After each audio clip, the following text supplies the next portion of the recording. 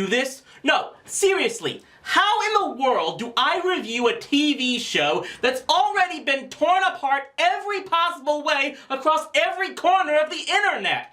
How do I critique something without it looking like it's just regurgitating what's already been said by so many other reviewers?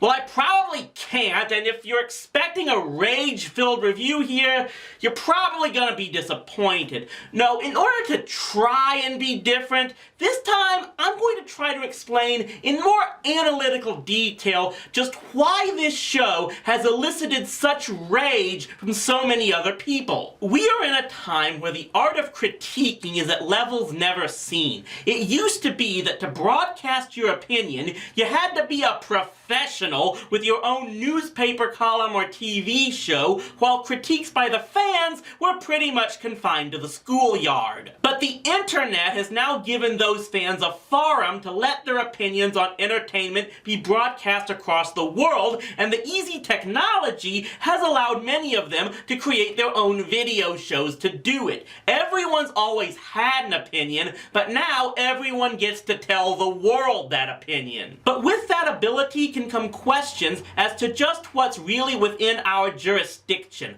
Like I've said before, there's a reason I often avoid reviewing material made specifically for today's kids, because even I myself wonder if I really have the right to do so. Are we no better than the moral guardians of old crying about how damaging a TV show is to children's innocence? Are we just bitter, jaded man-children for criticizing something that clearly was not made for us, especially a remake of something that was made in our youth? Or are we trying to fight for better quality entertainment for today's youth because we think they deserve better? Which is why TV trash has finally come to one of the most infamous animated shows in recent years.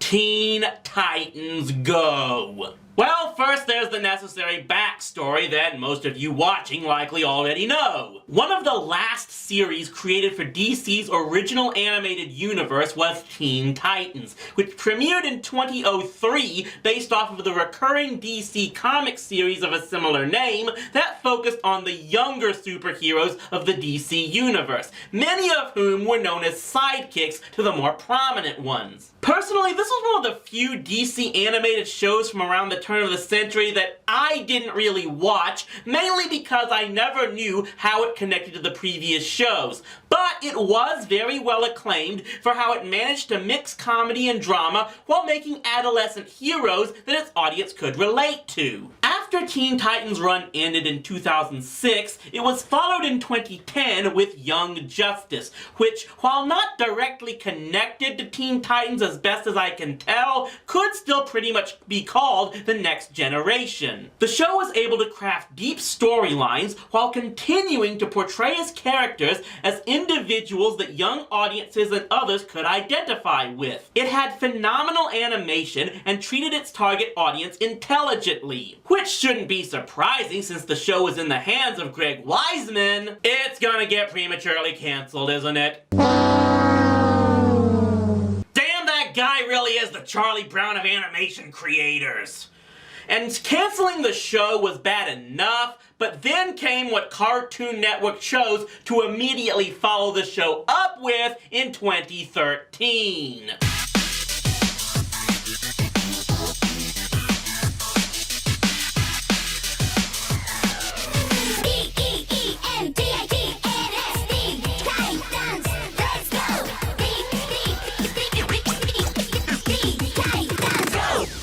And the next day, every Home Depot in the country sold out of pitchforks. Yes, welcome to Teen Titans Go, the show many seem to blame for setting animation development back about 40 years. For every step forward a show like Steven Universe takes animated TV, this show seems to push it back about 20 paces if you listen to the rabid fanboys of the World Wide Web. Teen Titans Go has essentially been a reboot of the first Teen Titans, using much cheaper animation quality and an attempt to be, shall we say, more whimsical in its tone and the characters' actions. And hey, you know that I, of all people, usually prefer prefer shows that are more lighthearted in tone. Shows that take everything so serious all the time can just be a beatdown, and we need levity to get away from that. Heck, the fact that Time Warner would be willing to make a lighthearted DC TV show when their DC movies of recent years have been so grimdark sounds like a nice change of pace.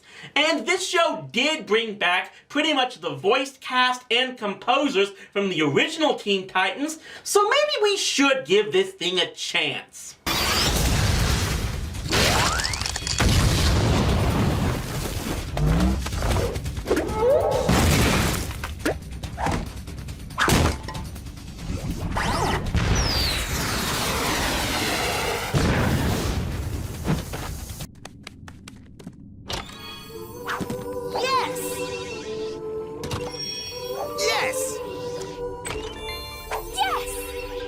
Whatever. Never give them a chance. Yes, the first episode is all about the Titans having to travel the world and battle deadly monsters in order to build the perfect sandwich. As team leader and sandwich expert, I should get the first bite. I lost an arm for this sandwich. I get first dibs. But I lost my hair. Surely that is more important than a hand. I should get the first bite. I got the worst of it. I get the first lost bite. an Who's arm gonna for tell this me if it's sandwich? true or not? I I got gotta try it first. first. Silky, stop! Mama's little bumcorf, no! That's not for you. And you know that in far less time it took them to do all of that, they could have just ordered from Jimmy John's. No one's giving you an endorsement deal just because you mention them on camera. I can keep trying. Oh, and the whole thing was a scheme by Raven to get them out of Titan's Tower so she could watch a My Little Pony ripoff without anyone else knowing she watches it. So you pissed off the DC fanboys and the bronies in one fell swoop in the first episode. Why didn't you just insult Disney as well and you could have gone for the trifecta? Now, there's no way in hell I'm going to watch even a majority of these episodes because it already has 3 complete seasons of at least 50 episodes per season, and I'm having to pay full price on Amazon to get them. So not only would getting all of them be time-consuming and expensive, but I'm also not wanting my Amazon track record to drive the FBI to send a van to my place. Suffice to say, the majority of this series features the Teen Titans kids acting like, well, kids. Now, I know that hearing that in the simplest of terms probably doesn't sound so bad, right? Shouldn't they be acting like kids? Not these types of kids. We're talking PG movie from the 90s type of kid. The types of kids that if they went more than 5 minutes without doing something annoying, you should check them for a pulse. Robin is an egomaniac that loves bossing the others around. Beast Boy and Cyborg do almost nothing but shirk responsibility and compete in childish games, and Raven and Starfire, I think they were trying to make them the straight ladies of the show, but yeah, they don't really pull that off very well. Titans, I have something to tell you that is true. Tonight, Beast Boy and I will not be at the tower because we are going to... the movies. You told him I said he chews too loudly. Of course I did not. Also, Robin wants you to stay home tonight to clean out the gunk in the freezer. He thinks you are the slob.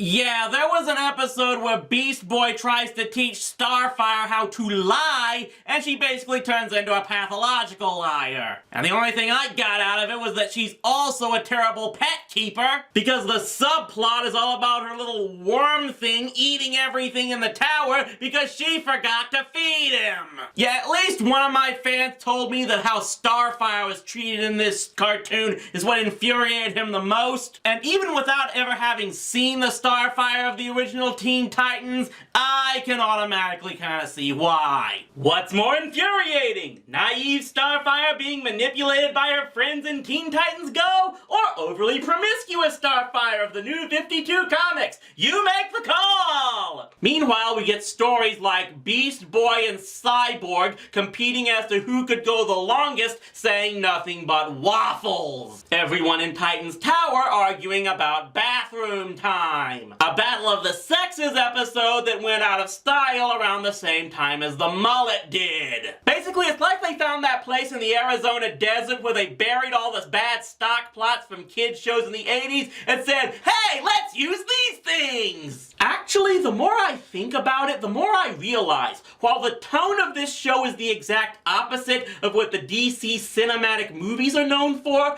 the core problem is the same. It's basically DC and Time Warner trying to make these superheroes more realistic. In this case, presenting the idea that if most kids their age are spoiled bratty whiners, these characters should act like spoiled bratty whiners. Keep in mind, shows like Justice League were dramatic and had deep story arcs, which made them a refreshing contrast to the ridiculous stories and characterizations of its predecessors like Super Friends. But the characters in the Justice League could still show that they were human beings to the most extent behind those masks. They were people with flaws, but still the types of people we could aspire to be. And they could show levity when the plot required it. The point is, those shows had balance, and Time Warner just doesn't seem to grasp the concept of balance anymore with its DC properties very much. All of it pretty much goes back to what I said in my Johnny Test review about the direction Cartoon Network has been going with its programming, saying that shows made for kids didn't need to bother with decent writing and characters,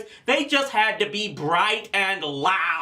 No effort needs to be put into them. This laziness just becomes more frustrating when it's constantly surrounded by other shows that do the exact opposite and succeed. It actually makes you wonder why Cartoon Network even approved a show like Steven Universe, because by that definition, the show is trying too hard. And it didn't help at all when word got out as to why the show's predecessor was canceled. Keep in mind, I'm going by what's been spread on the internet, so you can take this with a grain of salt if you wish. But the general belief is that Time Warner executives saw that the viewership for both Young Justice and the Green Lantern animated series was heavily female. This was something that was not pleasing to them because they believed that girls wouldn't buy the toys that pretty much needed to be sold for a series like this to be profitable. So you're saying the show can't make money because girls wouldn't be interested in shopping and buying things?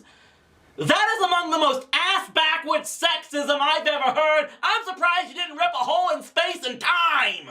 Now, parodying superheroes is not a bad thing in its own right. After all, The Tick was essentially created to lampoon the genre and did so quite successfully, to the point where even the lackluster live-action series has a fan base that has hoped it would be revived. Or how about the Justice Friends shorts from Dexter's Laboratory that were more like a parody of the Avengers than the Justice League, actually. The thing is, though, those characters and shows were still original creations made for the purpose of parody, allowing the audience to have such a laugh while still maintaining the idealism of the characters they grew up with. The problem isn't that Teen Titans Go is creating a comedy about superheroes, it's what they did to established characters to make that comedy. People can enjoy a grimdark hero when it's someone like the Punisher, but it doesn't work when you try to apply that to Superman. People can enjoy comedic jerk-ass heroes when they're like the Tick, and you make it clear we're supposed to laugh at them, not with them,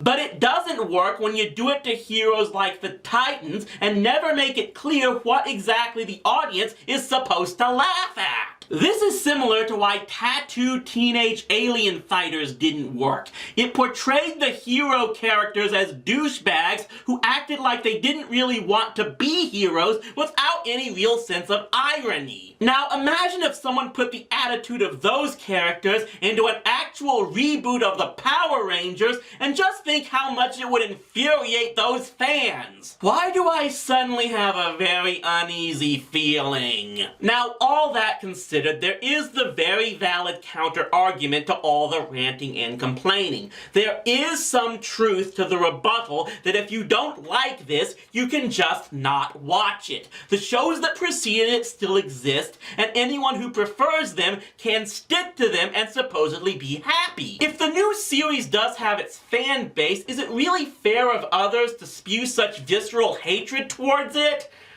Well, see, there are still two big issues with this show and its parent company that get in the way of that. First, there's the issue that Cartoon Network absolutely shills this show. At the time I was researching this, Teen Titans Go takes up about 4 hours of Cartoon Network's weekday lineup. That's 4 hours every weekday between 7 a.m. and 7 p.m. Central Time. They do this with other shows as well, and this is an issue that Time Warner has that's very similar to Disney's issues with its channel. They have an almost unlimited library of content that they own and can air without paying fees, and yet they only air about 5 to 6 different series during daytime hours alone, and most of those series individual shows are only a half hour in length. Meanwhile, much like Disney also, the company seems to be burying a lot of its older material. None of the old DC animated shows, including Teen Titans, currently air even on the Boomerang network, and they're not currently in home video circulation. Of course, that doesn't make finding those shows an impossibility. Even if those shows are not being actively distributed now, you can still at least find old DVD copies via Amazon and other sources, and can then watch them at any time you like. And that is a very valid point. But then there's the other issue. This show's creators have not acted any more mature than their critics. The mindset of the show doesn't just come off as trying to portray the characters in a different tone. Too often, it looks like these writers are actively ridiculing the previous incarnation. I may prefer comedy, I've never watched Breaking Bad or Game of Thrones, but I'm not going to begrudge those who prefer that type of serious drama. The creators of Teen Titans Go, they seem to want to begrudge. The writers supposedly claim that they didn't watch the first Teen Titans in preparation for making this show, but there's too much evidence to suggest they have watched it and are now directly insulting it. For example, there was the episode Staring into the Future, which many fans of Teen Titans saw as completely remaking the beloved episode How Long is Forever and reversing every single plot point in an attempt at really bad comedy. Instead of Starfire getting accidentally sent to the future in a battle and discovering the Titans would break up without her positivity to always keep them together, Beast Boy and Cyborg get sent to the future because of one of their dumbass games that make no sense and see that everyone else had a great life without them, and Beast Boy and Cyborg act like that's the worst thing that could ever happen. It's a clear example of the writers not getting it, because it's only funny if we're supposed to view Cyborg and Beast Boy like Eric Cartman, characters that we're never supposed to like or agree with, which is a problem when they've been characters that people have rooted for before. But perhaps the most infamous example of this was the return of Slade, an episode that even the show's Wikipedia page says is recognized by most viewers as having been a ratings trap. It was advertised as being the episode that would feature the Titans' longtime foe Slade, aka Deathstroke, as if to suggest they were finally going to air an action-filled episode. And in the episode itself, The battle with Slade is completely off-screen and over within the first few minutes. The dialogue pretty much taught those who wanted to watch such a battle, and the rest of the story is about insulting older audiences that still watch cartoons and the supposed belief that they want them to be dark and edgier and thus supposedly inappropriate for children, basically flat out saying that cartoons are only for kids. It's like the haters lost a game of slap bet and the creators just gave them 100 slaps at once without even giving them a choice. The problem with this claim is that it assumes three fallacies. One, that anyone younger than a teenager is incapable of handling serious issues, which people like Don Bluth made it a point to challenge as far back as the 80s. Two, that anyone in their teens or older should stop watching animation, which mediums like anime constantly challenge. And three, that it's not possible to create something that both younger and older audiences can enjoy, which shows like Gravity Falls and Phineas and Ferb were disproving before Teen Titans Go even existed. There have apparently been other such episodes like The Fourth Wall, but this one seemed to be the point of no return in showing the creators just didn't get it. They should have known that there would be negative feedback for completely changing the tone of some of the DCAU's most beloved characters, and rather than just ignore the critics and move forward, something they could have easily done if the critics weren't the show's target audience, they chose to belittle not just the critics, but the original show said critics loved, and that's never going to make you look like the better person. And hey, if you really don't care for the criticism, there's one simple way that you can avoid it. Stop making crap! Let me say this, I don't think this decade has been the worst period ever for television or even for animation, but I can't call it the best either. What I will say is this has perhaps been the most hit and miss period. There's almost no middle ground with what comes out now. What's been released in recent years has either been among the best cartoons of all time or among the worst. And yeah, even as someone who never watched Teen Titans or Young Justice, I can see that this is one of the worst. And that's really sad when something like Steven Universe, a show that has become known for appealing to so many different demographics, debuted the same year and on the same network. There's a right way and a wrong way to do comedy, and turning beloved characters into unlikable brats while failing to understand why anyone would take issue with that is the wrong way. As a result, shows like this come off as some of the worst types of pandering and attempting to create a new animation age ghetto. And the way they treat their critics is not going to improve their image any. For what it's worth, there are more hits showing that Time Warner might finally be listening. A more recent episode of Teen Titans Go that crossed over with the rebooted Powerpuff Girls seemed to actually ridicule the remade Titans for their antics. There are also the reports that Young Justice will now be revived for a third season. And of course, there are all the live action DC shows that actually seem to get what the old DCAU shows had. So it is possible that Warner and DC can do well, and since Teen Titans Go is already in a fourth season,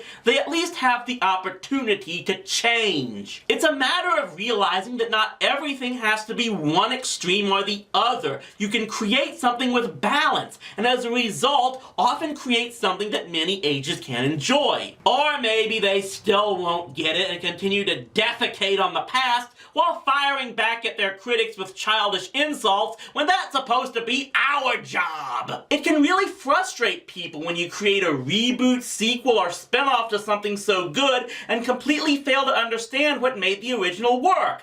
But at least there hasn't been anything like Teen Titans Go that I've had to deal with recently. So, what's up for next time? Oh, you gotta be kidding me!